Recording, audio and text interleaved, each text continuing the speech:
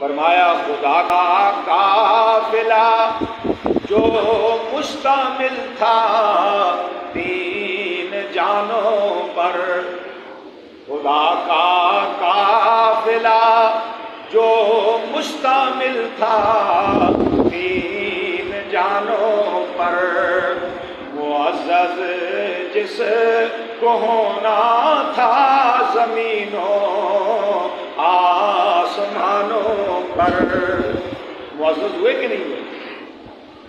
خدا کا قافلہ جو مشتمل تھا تین جانوں پر، معزز جس کو ہونا تھا زمینوں آسمانوں پر، چلا جاتا تھا وہ تپتے ہوئے صحرا کے سینے پر، چلا جاتا تھا وہ تپتے ہوئے صحرا کے سینے پر، جہاں دیتا ہے انسان موت کو ترجیح جینے پر۔ اس تپتے ہوئے لگودق صحرا میں حضرت ابراہیم خلیل اللہ اپنے بیٹے کو کندھے پہ اٹھا کر اپنی بیوی کو بھی ساتھ لے کر چلتے جا رہے ہیں، لگودق صحرا کو عبور کرتے جا رہے ہیں۔ چلتے چلتے خانہ کعبہ کے پڑوس میں مکہ معظمہ میں بے آب و بے آبادی میں اس ویرانے میں اس جنگل میں پہنچے جہاں صفا مروہ کی پہاڑیاں ہیں، جن کو اللہ نے شاعر اللہ کا لقب عطا فرمایا۔ وہاں پہنچے، اپنی بیوی کو بھی پتھر کے سائے میں، بچے کو بھی پتھر کے سائے میں بٹھا دیا اور واپس لوٹنے لگے۔ بیوی نے بازو پکڑ کے پوچھا یہاں ہمیں کس کے سپرد کر کے جا رہے ہو؟ ہمارے پانی کا کیا انتظام ہوگا؟ ہمارے کھانے کا کیا انتظام ہوگا؟ ہمارے رہنے کا، ہماری رکھوالی کا کیا انتظام ہوگا؟ کون ہماری پہرے داری کرے گا؟ کون ہماری چوکیداری کرے گا؟ کون ہماری دیکھ بھال کرے گا؟ جواب دیا جس کے حکم سے آیا ہوں اسی کے حوالے کر کے تمہیں جا رہا ہوں۔ چھوڑ کر واپس چلے گئے، کوئی بات نہیں کی۔ پھر جس نے ذمہ اٹھایا تھا، جس نے حکم دیا تھا، اس نے کھانے کا انتظام بھی کیا، پانی کا انتظام بھی کیا۔ اور یہ وہ 7 چکر ہے جو صفا اور مروہ کے درمیان حجاج کرام لگاتے ہیں، جس کو سائیو کہا جاتا ہے۔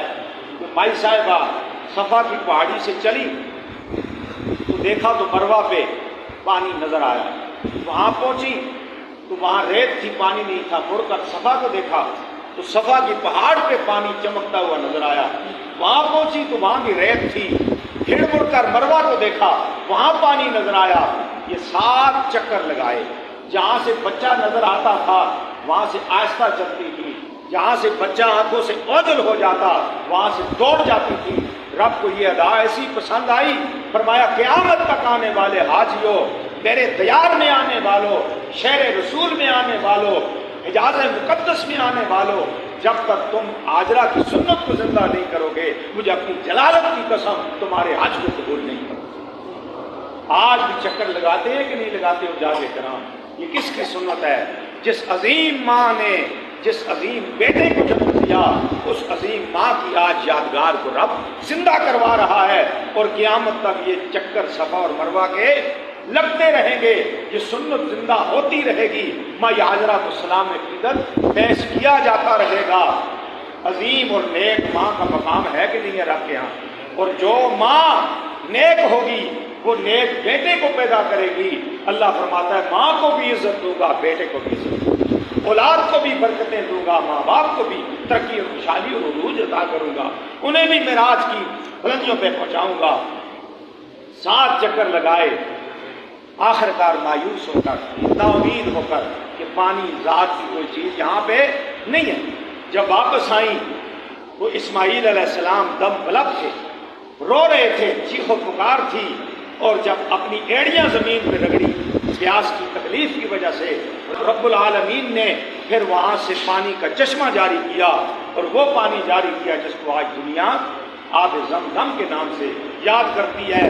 ابراہیم علیہ السلام کا خاندان کتنی شان والا، اسماعیل علیہ السلام دنیا میں آئے، آب زمزم کا پانی لے کے آئے، آج پوری دنیا پی رہی ہے، اور قیامت کو جب سارے پانی کے کنویں ختم ہو جائیں گے، ہمارے آخری نبی آمنہ کے لال قیامت کو حوض کوثر پہ کھڑے ہوں گے اور فرمائیں گے میری امت کے گناہگارو، آؤ مجھ سے حوض کوثر پیتے جاؤ، جنت کا ٹکٹ لیتے جاؤ، کلمہ پڑھتے جاؤ، جنت کی سیڑھیاں چڑھتے جاؤ۔ یہ اعلان ہوگا قیامت کو، خوش نصیب ہے آپ، ساری امتیں کھڑی ہوں گی، سارے انبیاء کھڑے ہوں گے، اللہ اعلان فرمائیں گے جب تک میرا آخری نبی، میرے آخری نبی کے کلمہ پڑھنے والے غلام اور امتی جب تک جنت میں نہ چلے جائیں، کسی پیغمبر کی امت جنت میں نہیں جا سکتی۔ یہ حضور کا گرانا ہے، دنیا میں آب زمزم کا تحفہ دیا، قیامت کو حوض کوثر کا تحفہ دیا، فرمایا انا اعطیناک الکوثر، میرے پیغمبر